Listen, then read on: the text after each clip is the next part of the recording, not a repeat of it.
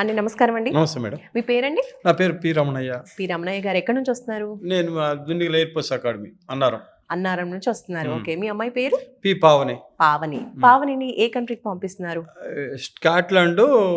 So Pavani మిమ్మల్ని తీసుకొచ్చిందా, మీరు పావనిని తీసుకొచ్చారా ఇక్కడికి? నేనే పావనిని తీసుకొచ్చాను మేడం. అవునా? ఓకే. సో ఎలా తెలిసింది విసోర్స్ గురించి? అంటే మా పక్క వాళ్ళు వచ్చారు ఇక్కడికి. వస్తే వాళ్ళు అన్నారు ఇట్టటి సంగతి, మేము విసోర్స్కి వెళ్ళాము, వాళ్ళు సర్వీసు బాగానే ఉంది, మీ పాపను పంపించాలనుకుంటే పంపించేసేయండి అని అన్నారు. కొంచెం ఫైనాన్స్ ప్రాబ్లం ఉందంటే, లేదా అన్నీ వాళ్ళే చూసుకుంటారు, అలాంటి ఇబ్బంది ఏం లేదు, అన్నీ వాళ్ళే చూస్తారని చెప్పారు. వచ్చిన తర్వాత తేజ సార్ కలిశాడు, రామ్ సార్ కలిశాడు. వాళ్ళు ఏం చెప్పారంటే ఇటు సంగతి ఇది అని ప్లాన్, ఈ ప్రకారం ప్లాన్ చేసుకుంటే పోద్ది అన్నారు. అన్నీ ఓకే అయిపోయినాయి. ఈ మంత్ ఎండింగ్కి వెళ్ళిపోతుంది. ఈ జనవరిలో వెళ్తున్నారు. ఓ సూపర్ అండి. మరి మీ అమ్మాయి ఎలా ఫీల్ అవుతుంది? తనకి వెళ్ళడం ఎలా అనిపిస్తుంది ఇక్కడ నుంచి? మా అమ్మ వాళ్ళ ఫ్రెండ్ ముంగడు పోయిందో, వీళ్ళే పంపించారు, జానవి నాయుడు అని, వీళ్ళు మనోళ్ళే పంపించారు. ఇద్దరు ఒకే బెంచ్ అన్నమాట, స్టూడెంట్స్ కానీ ఇదంతా. అందువల్ల ఏంటంటే అమ్మాయి కూడా రమ్మని ఫోన్ చేస్తుంది. అంటే రూమ్ గేమ్ అన్నీ ఓకే ఉన్నాయి, అకామిడేషన్ అంతా ఓకే ఉంది, తొందర రండి. నేను కూడా తేజ సార్కి ఫోన్ చేసి చెప్పాను, పావని తొందరగా చేయండి సార్ అని. సూపర్ అండి. సో ఫాదర్ తీసుకొచ్చారు, ఫ్రెండ్ మళ్ళీ విసోర్స్ నే సజెస్ట్ చేశారు. సో ఆల్రెడీ తను అక్కడికి వెళ్ళిపోయింది విసోర్స్ త్రూ.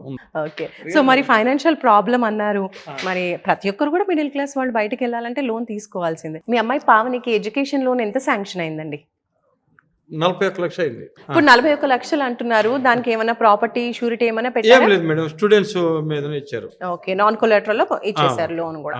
సూపర్ అండి. లోన్ కోసం బ్యాంక్ ఏమైనా వెళ్ళారా? ఇక్కడ ఏ బ్యాంకింగ్ లేదు, ఏం లేదు, వీళ్ళే చూసుకున్నారు. ఇక్కడే చూసుకున్నారు, వీళ్ళే చూశారు. మేమే చూస్తామని చెప్పారు కూడా. రాగానే అడిగితే పరిస్థితి ఏంటంటే ఫైనాన్షియల్గా ఇబ్బందులు అయినా ఉంటాయి కదా, అది ఇది అని అంటే వాళ్ళు ఏం చెప్పారంటే ఫైనాన్షియల్ ఏం లేదు, మా కాడికి రండి, మీరు నమ్మకంగా మీ వాళ్ళు పోయి ఉన్నారు కాబట్టి మేము పంపిస్తామని చెప్పారు. యూనివర్సిటీ గురించి తెలుసా? ఏ యూనివర్సిటీకి పంపిస్తున్నారు? అంటే మనకి పెద్దగా ఐడియా లేదు కాబట్టి, ముందర ఒక పాప పోయింది కాబట్టి, మా పాప వాళ్ళ ఫ్రెండ్ అమ్మాయి చెప్పింది కాబట్టి మనకి అన్నీ నమ్మకంగా ఏర్పడ్డాయి. ఇంకొక అబ్బాయి, మా ఊరి పక్క అబ్బాయి కూడా పోయాడు. అబ్బాయి ఎప్పుడో ఒకసారి ఫోన్ చేస్తాడు, కానీ ఈ అమ్మాయి అయితే ముడికి డే బై డే ఫోన్ చేసి అంకుల్ ఎంతవరకు వచ్చింది, లోన్ ప్రాసెస్ అన్నీ అయిపోయినాయా లేదా నేను అన్ని అడుగుతూనే ఉంటుంది. ఓకే. సో మొత్తానికి ఎలా అనిపించింది విసోర్స్ త్రూ అమ్మాయిని బయటికి పంపించడం? ఈ సోర్స్ వాళ్ళు సర్వీస్ బాగానే చేస్తుంటారు, ఆ ఇబ్బంది ఏం లేదు. వాళ్ళు ఏంటంటే వాళ్ళు డాక్యుమెంట్స్ నమ్మొచ్చు, రావచ్చు అంటారు. నమ్మకంగా రావచ్చు, ఇబ్బంది ఏం లేదు. నేను కూడా జరిపిస్తాను, నేను కూడా 2-3 పంపించా కూడా.